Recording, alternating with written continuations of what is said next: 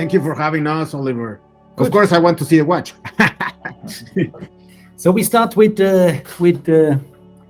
sunset. Perfect. You were doing something with the microscope. Wow. No, I think it's you remember the electric blue that we did, the blue one, which has been quite a success because I think we were the only ones to do a guilloche blue coated tourbillon. And so we decided to come up with some other colors, and one of these is the so-called sunset because of the color, as you see. It's also a shortwave guilloche that we use here, and it's in combination with the similar electric blue that we used on the first tourbillon.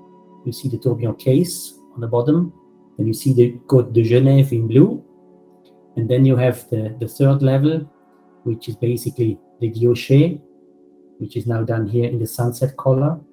And on top of it, our indicator with the two bridges holding it. The first floor, if we can see the first level, is actually blue, right? Is the blue watch. Is blue with orange. Exactly. Yeah, we built 15 of each color. So the sunset comes as 15 brothers and no more. How do you see the client for tourbillons in the brand? I think they were waiting for the tourbillon because you remember it's maybe 15 years ago, even more, that we did the last tourbillon. And when we started coming up with this blue tourbillon last year, they told us we were waiting for another tourbillon to come out. So it's been the right timing, I think, and it's also a bit of our heritage. So it was a question of time to bring out the tourbillon. And we're keeping the same blue coating colors for the skeleton in the back. Then, of course, the onion crown. You see the hands, which are done in Superluminova. Indicators here for the minute, the outer ring. These are full blocks of Superluminova cut out of ceramic. Yeah, and everything you see basically is one single part. So this little cube of Superluminova is one part that we have to assemble and to put in. There's another one. So if you put all these things together, also the single screws that you see here, these are not just screws, but these are real technical screws that you have to screw into the dial. So everything you see has a meaning to finalize the dial. How are you managing all these palette of colors to put in each watch? We see some colors that nobody else has, of course the guilloche, but how are you choosing the colors? When we do the design process, and I think the nice thing is always every color has somehow a story to it. So we started a couple of years back, and we tried to get certain colors that we had in mind. And we were working on animaling processes and chemical processes to apply these colors, but sometimes this didn't work. So since we now have this new technique of PVD and the DLC coating, we can come up with new colors. So the palette of colors has widened largely. Yeah, sometimes you have a color in mind, and then it either works or not. And when I look at you now in the back of your screen, we see the purple haze. What was the dream for this purple haze? Purple haze is the song from Jimi Hendrix, as you know. Whoa! It tells a different story. But this color, we were talking with our supplier who helps us in making these coatings. And he was doing a test for some materials, and we saw this purple. And Mike, who is doing the design in-house, we looked at each other and we said, listen, this is something we have to try out.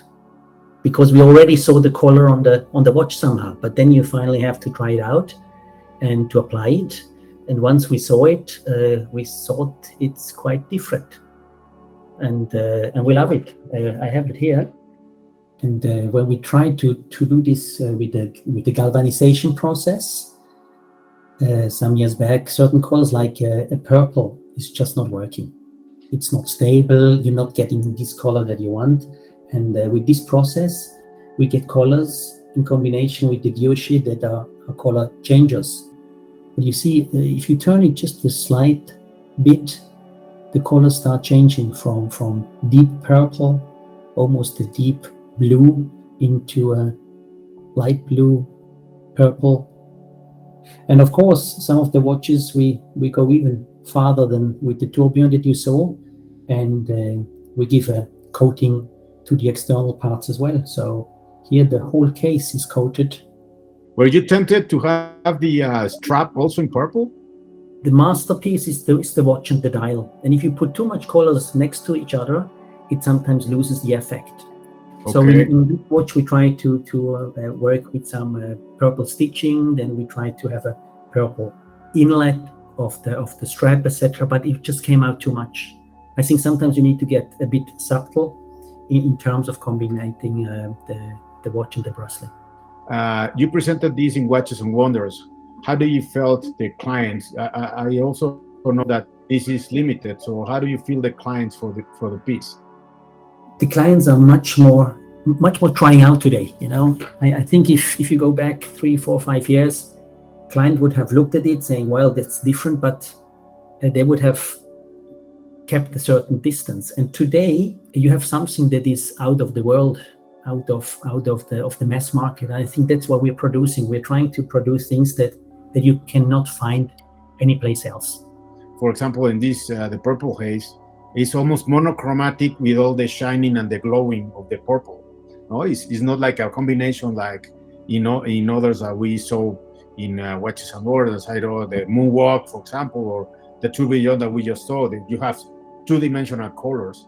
The decision I think, is very, very hard, and the dream has to be very clear for each piece. Oliver. Well, sometimes, yes, the purple haze has also been a bit of a bet, you know. When we looked at it in-house and we showed it to our team, you see the eyes of the people and everybody fell in love. And I think that's when you decide that you're going to do it in a series. I want to have watches that you like today, and that Guillermo, when I see you in 10 years, you're still wearing it because you like it. So I think timeless pieces are important to create. What can you tell us for the second semester of this year? How is going to arrive to different points of sales? Are we going to get something of those, or when is the date to get to the market? How do you decide that? Because there are only 50. We always try to have a fair process. And of course, the ones who decide first, they have a better chance. But we try to be equal per country. We saw some other watches. I don't know if you have some more other limited pieces to show us. I have another limited piece here, which I also know that is going to be soon available in the Mexican market, which is the so-called electrifying blue. Straight guilloche, as you can already see. So the guilloche is cut from the middle to the outer part. It's a very classic guilloche. It's a funny story how it got its name, electrifying blue. We know we wanted to create a blue watch, but once we saw it, our Mike, who's working in design, he said this reminds him of his childhood when his father was working with a screwdriver and electricity, and suddenly everything was blue. Here again, this one is a retrograde second. You see how the second switches back to 0, and it's 30 seconds retrograde. Part of the movement is constructed on the top of the dial. So our dial here is not only working as a dial, but it's also working as a part of the movement. We have the bridges that are mounted on the dial, holding the wheels. All of our watches, when you have a blue dial, we try to keep it line in line with a rotor in the same blue coating. Here we decided to have it completely in blue, so we decided also to have a hornback strap. Because you asked me before about the straps, why it's not colorful or so, I think for this watch here, when you look at it, it goes nicely tone in tone with the blue strap. Also 44 millimeter, 100 meters water resistance, as you said before. And price-wise, I think you're $10,000 roughly. So, how many hours are in each dial? How many hours are in doing this artistry in the dials of the Chronoswiss watches that we know today? You have two different ways to look at the calculation. If you want me to tell you one dial how many hours, often we forget about how many dials you have to do first before you get a proper one. So you have a lot of dials that just don't work out because it's handmade. Wow. Prototypes. So a prototype. So if you look at one of the lines, it's not properly cut. It's part of the bad dials, so we cannot use them. Here you have a small amplitude rose-turned engine guilloche, and here you have a straight line, straight guilloche machine, about 4 to 5 hours just for the guilloche. But of course, you see all these preparations that you have to do with, you see nicely all these holes. So all these holes are part of what finally comes up with the structure of the dial. The hour ring, the second ring, the superluminova blocks, etc., etc. So all this has to be prepared before, of course. So depending really on what you have in mind and what you do, take up 2 days of work only on the guilloche machine. So I think it's really something that you need to be very concentrated on when you work on a guilloche dial, and you need to apply the same pressure the whole 3-4 hours while you're doing the guilloche. Otherwise, the dial will not work. So it's a technique and it's an art at the same time, and we try to preserve it because it's something beautiful. So you're always training somebody for guilloche? Yeah, we have now 2 young watchmakers who are very much interested to also learn this technique. Yes. Do you have other watches that maybe you can present today to our audience? Chameleon. Chameleon, exactly. So this is also a color changer. So it goes from light green to dark green. And in this case, you left the cage in plated. Yes, steel and an anthracite strap, and just a little sparkle of colors in the back of the watch where you see that almost the same retrograde watch, but it's totally different. The scene. It's not a loud watch. It's a subtle watch with these greenish chameleon colors, but with the anthracite and the steel case, it comes along quite neutral. The black combination from the minute ring and the hour ring brings out very nicely this greenish color. There were 2 watches, Oliver. Yeah. I don't know if you have them there. It was really a gimmick to the space, one related to the moon and one related to Jupiter. So unfortunately, we don't have this watch here because they're on different exhibitions traveling the world. They were quite successful in terms of being different, in terms of, I think, the look and the attractiveness. Of course, totally different watch from everything that we have seen. Yeah, that's the so-called Jupiter. And the nice thing here, we had this idea in mind to have the same structure of the Jupiter surface also on the watch. That's why it's called Jupiter. And we tried with our supplier to apply the same structure as the Jupiter structure onto the dial. And with a very special process of 3-dimensional printing, we applied the color and also the height on to the dial. Certain values, etc., you need to be able to print in 3D. Otherwise, you would have a flat surface.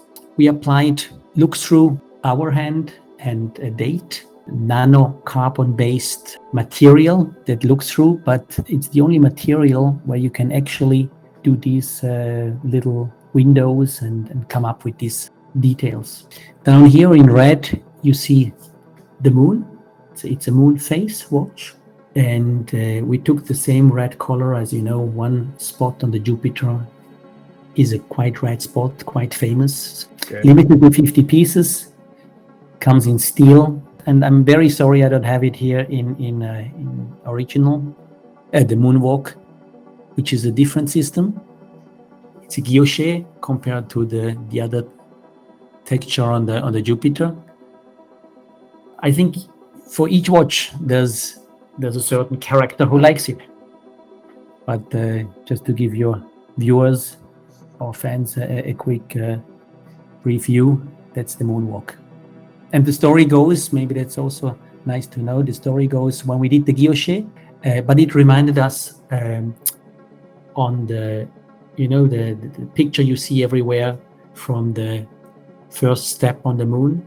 So that's why we called it Moonwalk, because the structure reminds us of the soul. In terms of price, the Moonwalk and the Hoop Jupiter, do you already finalize? Can you give an idea? Yes, Massimiliano. I mean, it's around 15 to 16,000 US dollars. Let me ask you some questions about it. Yes. We're used to see the guilloche at our eyes in Chronoswiss. We see these techniques that really go over your dials. It's like a very avant-garde, very into the future. And also we see the clear discs. You are actually launching here new techniques that gives Chronoswiss some kind of creativity and pushing the boundaries of what you've been doing with the guilloche. Is that what you're looking for? I think we talked last time about modern mechanical. It's our world, it's our philosophy. And modern mechanical for us means the combination of existing nice technology, can be old technology, and combining this with, yes, as you say, going to the boundaries. Sometimes it works, sometimes it doesn't. You know now Chronoswiss for many, many years, I think over 20 years, and you know where we came from. We have always been a company who like to be innovative, and today the boundaries are even farther away.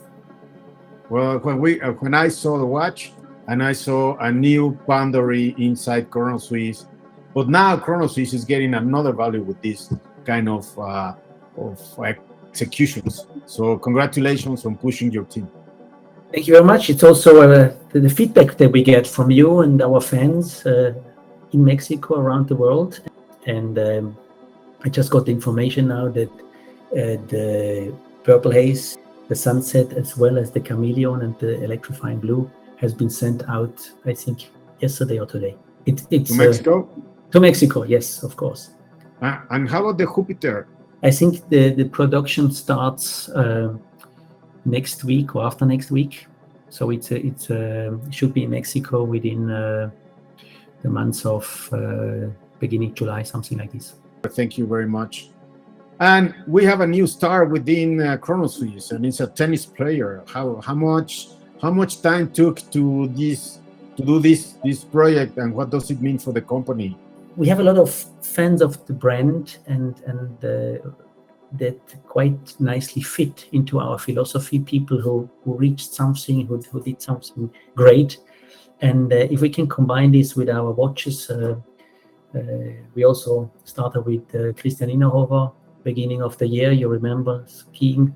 So everything that fits in our world, we do these kind of projects. It was quite.